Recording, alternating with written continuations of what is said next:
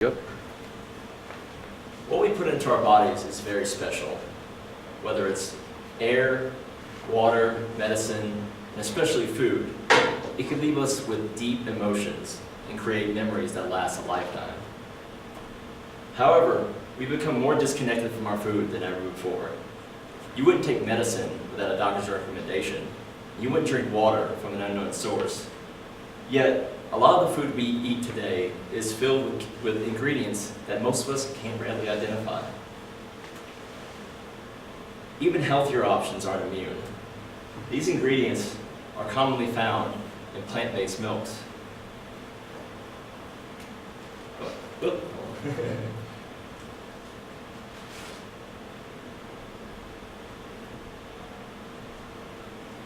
And for people who are conscious about the ingredients they ingest, or people with food dietary restrictions and allergies, labels like this are a nightmare.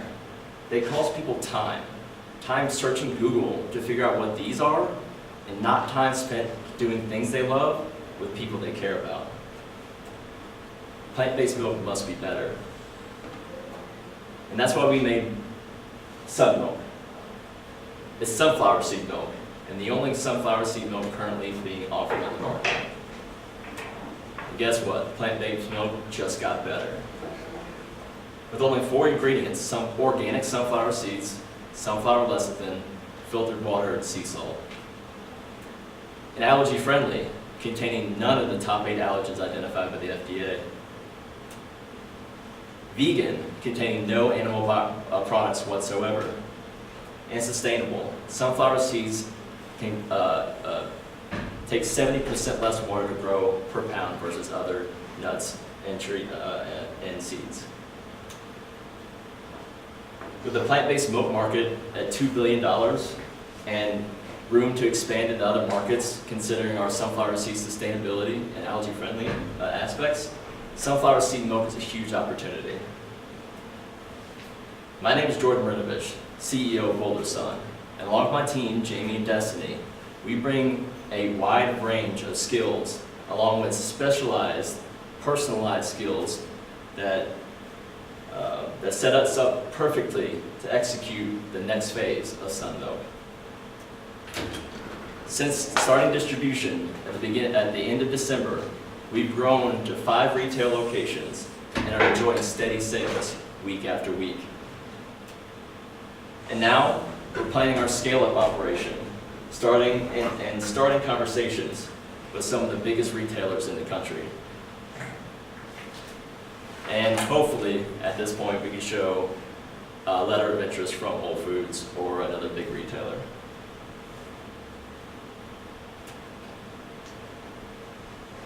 If you are passionate about food transparency and ingredients, just like us, we'd love to have a conversation with you about scaling up Sun Milk and getting it to the entire country so that the entire country can enjoy. Thank you so much. And we'll have some samples of Sun Milk in the back for you.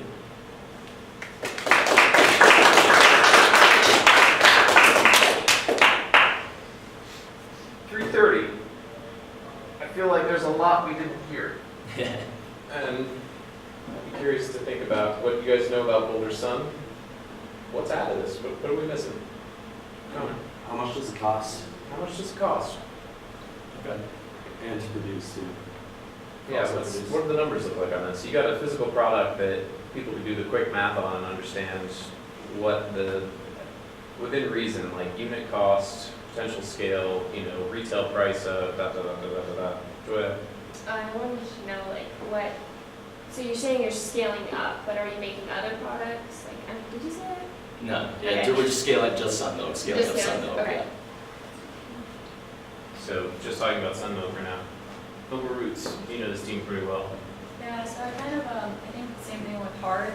You said, we make Sun Milk. I'm like, wait, I know you're Boulder Sun, but maybe you're saying, you're Boulder Sun, and we make Sun Milk. And so it's more hard hitting, because there wasn't this much support there. I think it's really relatable looking at the labels and thinking through someone spending the time to have to and that's time they could be doing something else. So I still feel like I really relate to that piece, but I still wonder if there's like a different lens you can tell that story. So like, I know personas, I mean, maybe a real world story would be ideal, but imagine a mom that's super busy, her kid has an allergy, like she doesn't want to spend all of her time in the grocery store, like reading every single label. So I don't know, I feel like still like you can tug on the emotions just a little bit there still. You never get to see your ingredients, and like, you rail against other people's ingredients a lot. Yeah, I listed them, I verbally said them, yeah. Maybe I can say a little more emphasis. So how many ingredients are there? 4, yeah, this, I think visually showing just 4 ingredients would be. yeah, okay. I was gonna say the next slide, after the almond milk slide, you can put, I guess, plant milk, like, is the slide before that the almond milk slide or how they're labeled? That one? Yeah, If you have your steak next to, and have it be 2 lines or something like that, yeah, okay. Yeah, I think that's, we got that feedback. Cody. I meant to do that, Yeah. actually. And it's kind of nitpicky, but if you can find a higher resolution. Yeah, yeah.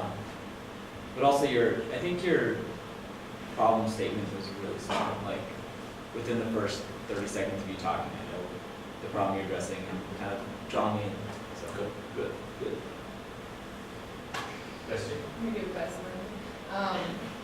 What I want to see added in, just if I'm going to come from completely unbiased point, is there wasn't a congruency in the switchover between talking about ingredients to talking about almond milk specifically. Because before we were just talking about food in general, and then we jump into talking about plant-based milk without really like any type of smooth transition over into that. And then I'd personally like to see us have our nutritional content up there as well. I mean, comparing and contrasting not only our ingredients, but our nutritional content is going to be really huge for us.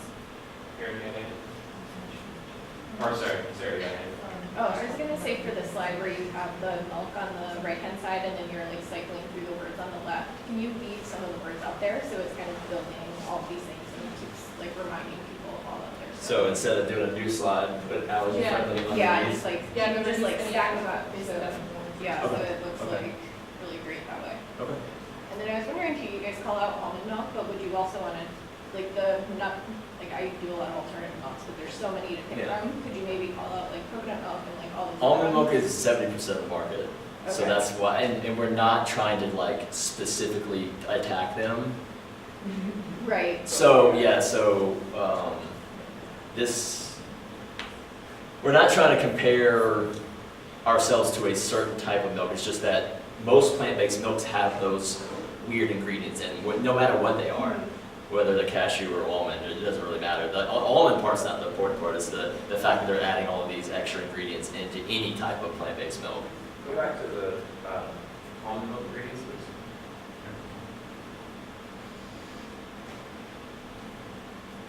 So almond milk is filtered water and almonds. So sun milk is filtered water and sunflower seeds. Yeah, and So how many of these are necessary for preservation or otherwise? Because right now, almond milk at scale is light years ahead of you. So as you start to scale, at what point do these start to creep into your product? never, You know that for sure, yes, 100%. 100%, Would somebody in the food industry agree with you? yes. With how we are going to be processing it, yes. If we were trying to make it shelf stable, we would have to add in some of the other stuff. The way we're making it now, cold beverage in a jar, Because We here's the don't have tension that you create, in there. right? So if I brought a natural foods product, particularly a beverage, to scale, I'm gonna look at this and be like, that's preservative, that's a stabilizer, that's this, that's necessary to go from It's not. 10,000 hand bottled units to actual full market scale. it's not. Okay. Yeah, there's other companies that we're in Your their partner's saying trail. that you might have to. So there's already a tension that I'm hearing about this, because you're drawing a comparison, and that's a compelling value proposition. But again, there's that little bit of, is this scale? Because your argument is we could be big. But if being big runs counter to only 4 ingredients, what does it take to maintain that? Right. And if you're going to identify that, recognize, Yeah. our goal is to stay pure and to maintain this, which presents some challenges, which we're currently working through by dot, da, dot, da, dot, da, dot, da, dot. Because the other side of it is you don't really, do you give us any sense of market? scope and scale, size? Yeah. Go Yeah, I back to- did the concentric circles. And with apologies, I had to talk No, about yeah. it on some for a second, so let's go back to that. And this is very basic, I need to make it look better, but I need to figure out a better way of showing that, but Yeah, so there's also this notion of, so this is the plant-based milk market, which is organic foods, 45 billion, plant-based milks are 2 billion? yeah. Okay, do you have a sense of units sold? Or is it just, That's revenue, total revenue per year in plant-based milks. Okay. Offline, I think we should talk about this a little bit and think about ways that we can visualize what you're talking about. Because again, you had a minute and a half where your potential for market, I think, really needs to be conveyed in this, as well as some of those value props of what you're doing as a brand in order to live by certain values, which certainly will be resonant for particularly the Boulder market where that's a given. But scope and scale, again, for the investor brains out there, they're going to be looking at the ability to see, okay, at this unit price, this cost, and then if you do have the mic drop of Whole Foods, does Whole Foods represent 10 more cases per month, or is that 1,000 cases per month? And so those are the kind of pieces. And is that Whole Foods at the state level, or is that Whole Foods nationwide? And what about SKUs? Do you have any information about your current SKUs or your ability to be on the shelf? Some language you could sprinkle in that's relevant to people who know where you are as a product? The top selling alternative milk at Lucky's, not Lucky's, local. Okay, that might be interesting, but some things that show you're ready to go to scale, go to market, because that's a big part of it. Like, right now, you've got, ideals and like values and things like that, but you have a product that's on the shelf, that's selling. Can we sprinkle in a little bit of information about what's useful there? So, any other final thoughts before we switch over to Marshall Hayes? We got I just have one. So just for me at the beginning, I feel like the presentation of the problem is good, but almost like I'm personally always a little wary of like the ingredients you can pronounce kind of approach, just because like having a lot of ingredients or having those ingredients have big word names doesn't make them bad, right? Right. So I think knowing like you and like what you do and why you do it, I understand like the benefit of the 4 ingredients and why this is bad. But I feel like if you could go into more specifically, like even just briefly like why these things are bad, you could, I don't know, like our process of bottling means we can like exclude a lot of preservatives that can have these side effects or something. Because I mean again, I'm just always a little wary of things that are like, look at all these big scary words, like you don't want products that have these, but for me I want to know Well, we're not why. saying that you do or do not want these. What we're saying is that this takes too much time to figure out for the average person. Okay, yeah, I see. Because you just go in, you're looking at it, and you see, that label I showed you, and then if the average person's not, you may know, but the average person's gonna have to, like, I've done it, like, Google each one of those to see if I can eat it, and that's kind of more what we're trying to get at. It's not so much what each ingredient is or whether it's good or bad, that's not the point. It's the point that they're all there, and you all have to take time out of your day to figure out whether they are good or bad or not. Okay, yeah. Yeah, I get what you're saying, though. Yeah, for for sure, for sure. So maybe if we have like some titles and headings and stuff on there to like just remind people what we're saying. They'll say the numbers. Or if you put on a metric for like how long it would take to Google all of those Oh, that would be cool. versus how long it takes to look at yours, and if it's all things that are recognizable, you can say like 0 Google time for yours or something like that. The problem that I'm coming up with the putting our label right after this is I haven't even introduced the product yet. So they're gonna be like, what's this other label? So we'll have to figure that out. Okay. Cool. Go ahead. Oh, sorry, I was just gonna make a quick point. I wonder if you could kind of skip, I know you guys are trying to like, kind of recognize the almond milk, but you kind of have a really strong slide with all these different weird words, and then you're going into another slide with weird words, like maybe you can cut some of that a little bit and just jump right into like, but we have a better solution. Something I consider. Or maybe come back to this, take this out, but put it after we introduce and show contrast.